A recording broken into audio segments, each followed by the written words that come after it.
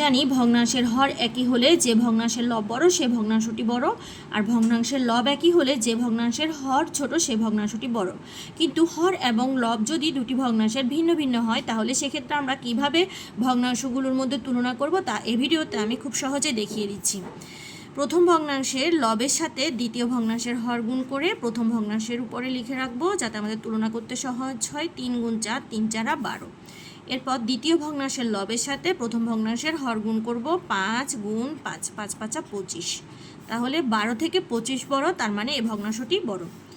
এরপর একই নিয়মে এখানে করব 3 গুণ 7, 6 গুণ 2, 3 7 21, 6 দুগুণে 12। 12 থেকে 21 বড়, তার মানে এই ভগ্নাংশটি বড়।